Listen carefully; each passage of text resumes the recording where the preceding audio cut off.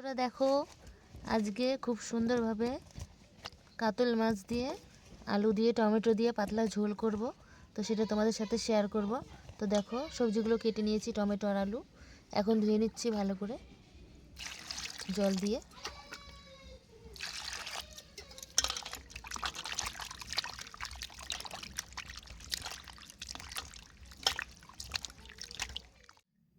তো দেখো বন্ধুরা, আমাদের আলু আর টমেটোটা কিন্তু ধুয়ে নেওয়া হয়েছে। আর নতুন আলু তো, সেই জন্য একটু সোজা থাকলেও কোনো অসুবিধা নেই। তো দেখো, আলুগুলো কিন্তু একটু পিসটা বড় করে নিলাম, ভেজে নিলাম। গোটা জিরে, ধনিয়া, রাঁধুনি আছে।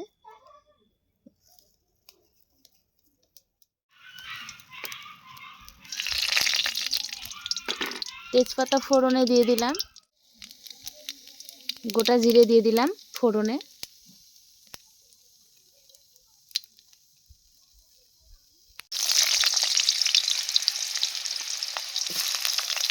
কেটে রাখা আলুটা দিয়ে দিলাম।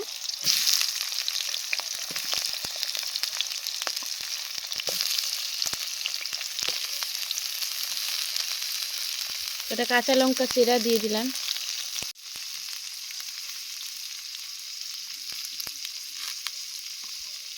আলুটা একটু নাড়াচাড়া করে নেওয়ার পর দেখো, লবণ দিয়ে দিলাম, হলুদটাও দিয়ে দিলাম দিলাম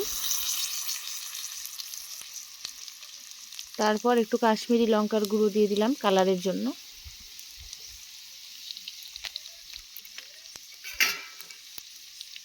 এইবার নাড়াচাড়া করব।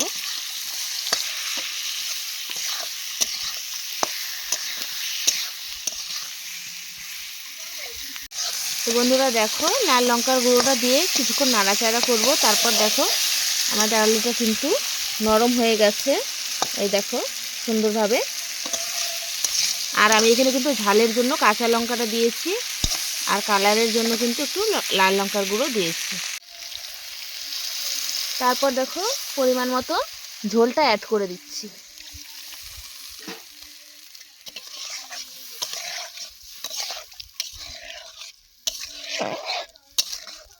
তো বন্ধুরা দেখো, ঝোলটা ফুটছে, আর আমাদের এখানে কিন্তু আলুটা একদম নরম হয়ে গেছে। এখন কিন্তু আমি মাছটা দিয়ে দেবো। দেখো আলুটা কত সুন্দর নরম হয়েছে।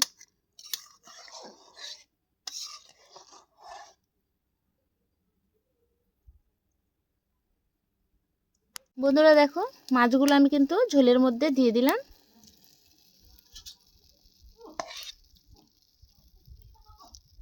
এখন ঝোলে দেওয়ার পর 5 মিনিট মতন একটু জাল করে নেব, তাহলে মাছটা সুন্দরভাবে নরম হয়ে যাবে।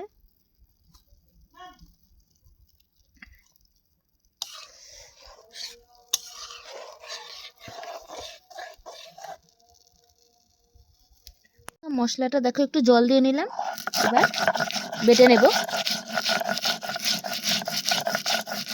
বেটে রাখা মশলাটা দিয়ে দিচ্ছি।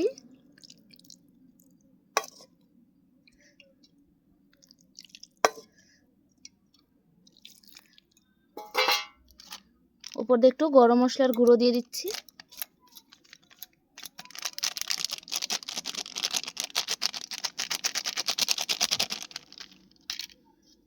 এবার একটু নাড়াচাড়া করে দিচ্ছি। আর দেখো, আমাদের কিন্তু কাতল মাছের ঝোলটা রেডি হয়ে গেল।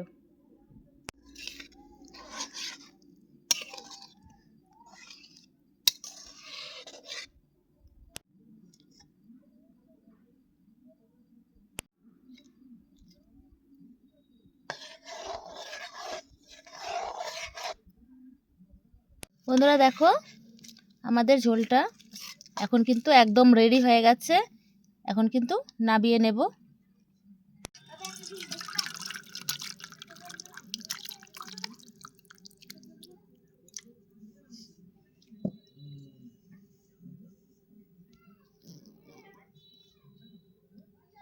তো বন্ধুরা, আমাদের কিন্তু ঝোলটা একদম রেডি হয়ে গেছে। আর তোমরাই কমেন্ট করে জানাবে কেমন হয়েছে। দেখতে কিন্তু অসাধারণ হয়েছে, আর খেতেও কিন্তু দুর্দান্ত হয়। এইভাবে একবার বাড়িতে ট্রাই করো বন্ধুরা, নতুন আলু দিয়ে। তো আলুগুলো আমাদের জমির খুব সুন্দর গলে গেছে, দেখো বন্ধুরা। আজকের ভিডিওটা এই পর্যন্তই থাকছে। দেখা হবে নতুন একটি ভিডিওর সাথে। ভালো লাগলে চ্যানেলটি সাবস্ক্রাইব করে, লাইক করে পাশে থেকো, ঠিক আছে বন্ধুরা।